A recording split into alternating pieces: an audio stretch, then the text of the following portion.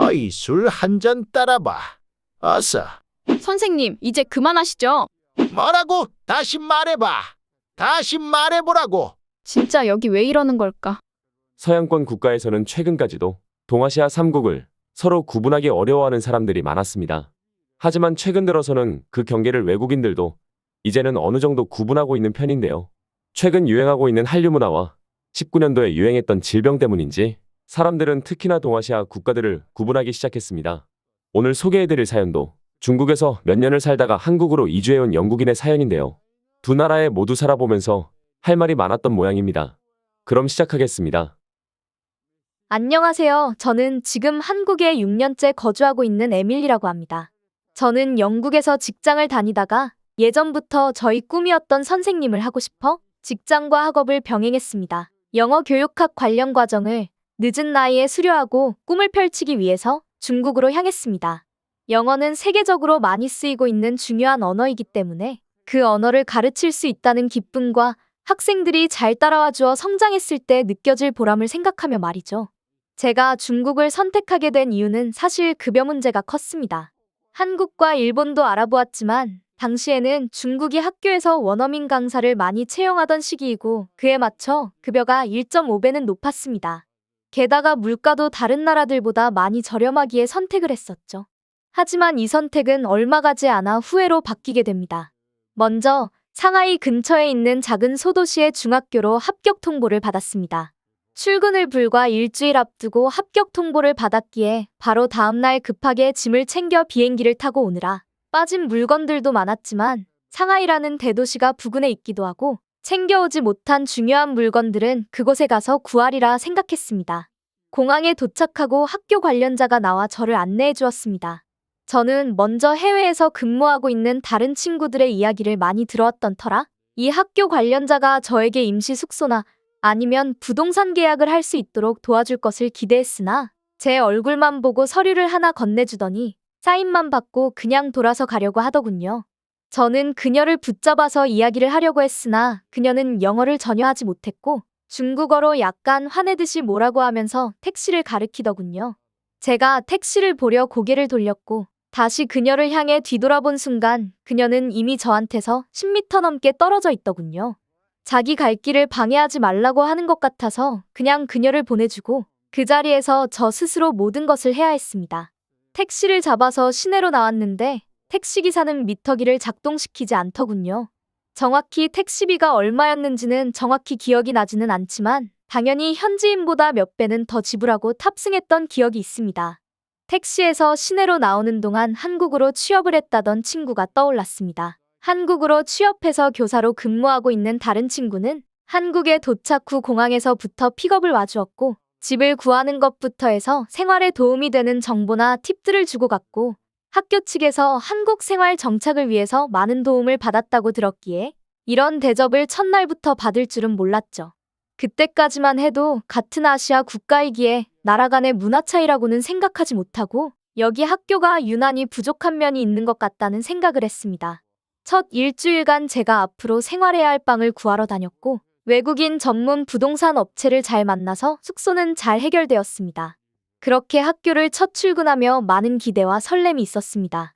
하지만 출근 첫날부터 문제점들이 보이기 시작했습니다. 원어민 교사로는 이 학교에 제가 처음이었고 수업 관련 도구들이 그 어떤 것도 준비되어 있지 않았습니다. 칠판과 분필로 수업을 하면 된다고 하더군요. 원어민 강사를 채용하는 가장 큰 이유는 다양한 교육 교재를 활용해서 다양한 상황에 맞는 역할극을 한다던가 현지 문화를 소개할 만한 소품을 가지고 수업을 한다던가 하는 방식의 수업을 할 수 있기 때문입니다. 당연히 부교재가 굉장히 많아야 하고 시각자료나 사물자료 같은 것이 많이 필요하지만 이 학교에는 하나도 준비되어 있지 않았습니다. 저는 첫 수업을 칠판과 분필을 가지고 하느라 굉장히 힘들었고 학생들은 그저 저를 선생님으로 보는 것이 아니라 신기한 것을 쳐다보는 양 제 얼굴만 빤히 쳐다보고 수업에 집중도 하지 않았습니다. 저는 수업 방식이 굉장히 잘못되어서 이런 일이 생긴 거라 생각해요. 첫 출근 날 퇴근도 하지 못하고 부교재를 만드느라 저녁 10시까지 있었습니다. 그렇게 저는 이 학교의 원어민 강사가 할 수 있는 수업 환경을 저 스스로 만들어가고 있었습니다. 솔직히 이런 문제들이라면 극복하면서 잘 근무할 수 있다고 생각했습니다. 하지만 제가 이곳을 떠나야겠다고 생각한 끔찍한 경험들은 따로 있습니다. 어느 날은 퇴근 후 다 같이 저녁 식사를 하자며 남자 선생님들이 저를 식사 자리로 데려가더군요. 퇴근 후 동료들과 식사나 술자리는 영국에서는 극히 드문 일이지만 아시아의 문화니까 받아들이려고 했습니다. 다들 참석하는 분위기였기도 하고요. 하지만 식사 자리가 시작되고 중국의 고량주 같은 독한 술들이 들어오더군요. 그리고 10명이 넘는 사람들이 원형 대형 테이블에 앉아 마주보고 식사를 했습니다. 처음에는 이런 자리가 신기하기도 했지만 저는 금방 불쾌한 경험을 하게 됩니다. 남자 선생님들은 술잔을 저보고 채우라고 시키기 시작했습니다. 처음에는 이게 이곳의 예절인가 보다 생각해서 기쁜 마음으로 한 명 한 명 컵에 술을 따라주었습니다. 그런데 술을 마시고 다들 빈잔을 그대로 두고 저보고 계속 술을 따르라고 시키기 시작했습니다. 뭔가 이상하긴 했지만 시키는 대로 했습니다. 그러다가 다들 취기가 올라오더니 저에게 무례하게 손을 대려고 하는 사람들이 생겨나고 자기들끼리 저를 희롱하는 듯한 이야기를 하는 것 같았습니다. 저는 눈치를 채고 곧바로 자리에서 일어나 그 자리를 나갔습니다.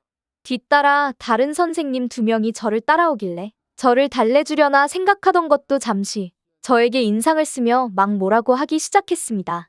저는 동등한 교사의 자격이 아니라 단지 남자 선생님들의 유흥을 도와주는 역할이었던 것입니다. 너무 큰 충격을 받아 울면서 한국으로 취업한 친구에게 전화를 했습니다.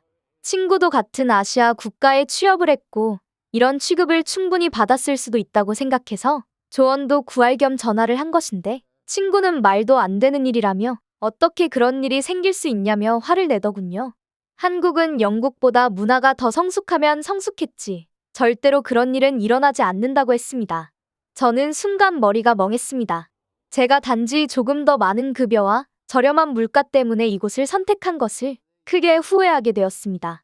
다음 날부터 친구가 취업한 한국의 학교와 지금 제가 다니고 있는 이곳의 학교가 비교가 되기 시작했습니다. 저는 이곳에서 시스템적으로 미비하거나 다른 문화적인 문제가 있을 때마다 친구에게 전화해서 상담을 했습니다. 친구의 한국 학교 이야기를 들을 때마다 당장 여기를 떠나는 것이 유일한 해답으로 느껴졌습니다. 하지만 제가 여기서 아르바이트를 하는 것이 아니라 정식으로 취업을 한 것이기 때문에 지금 바로 그만둔다면 단기 경력이 생기게 되는 것이고 그렇기 때문에 지금 바로 그만두고 한국 학교에 지원을 한다고 해도 저를 채용하지 않을 가능성이 크다는 것이 현실이었습니다. 저는 그렇게 중국의 중학교에서 처음 계약했던 2년을 채웠고 악몽 같은 시간을 견뎌냈습니다. 그렇게 한국으로 이력서를 넣어 합격 통보를 받아 그렇게나 그리던 한국으로 올 수 있게 되었습니다. 인천공항에서 저희 학교 담당자가 저를 마중 나와 주셨습니다. 그는 제가 2년 전에 보았던 중국인 담당자와는 차원이 달랐습니다. 기본적으로 유창한 영어에 저를 픽업해 학교로 간 뒤 서류상 채용 절차를 마무리 짓고 저녁 식사를 하면서 한국 생활의 전반적인 것들을 설명해 주었습니다. 그 뒤로도 제가 잘 적응할 수 있게 도와주었습니다. 그리고 원어민 교사 관사가 따로 있어 저는 추가적인 비용도 들지 않고 생활할 수 있었습니다. 또한 한국은 선진적인 교육 시스템이 갖추어진 나라여서 그런지 수업 교재나 자료, 이미 짜여진 커리큘럼도 너무나 훌륭하고 충분했습니다. 그리고 이곳에서는 회식 자리라며 저에게 무례한 행동이나 저를 기쁨조 취급하는 일은 없었습니다. 그리고 나중에 알게 된 사실이지만 급여도 이것저것 수당을 합치니 한국 학교가 더 많다는 것도 알게 되었습니다. 저는 저의 짧은 생각 때문에 2년간 험난한 길을 돌아왔습니다. 여기 한국에서는 제가 처음 사명감을 가졌던 교육자의 마음가짐을 실천하며 교단에 서고 있습니다. 오히려 첫 2년의 끔찍한 경험이 지금 감사한 마음을 가지며 살게 해주었던 것일 수도 있지만 아시아 국가는 다 똑같겠지 라는 마음가짐을 가졌던 저를 오랜만에 반성해보며 글 마치겠습니다. 오늘의 사연은 여기까지입니다. 두 나라를 경험하며 각각 교육자로서 어떤 대우를 받는지 알 수 있었습니다. 구독과 좋아요 부탁드리며 다음에 다시 찾아뵙겠습니다. 감사합니다.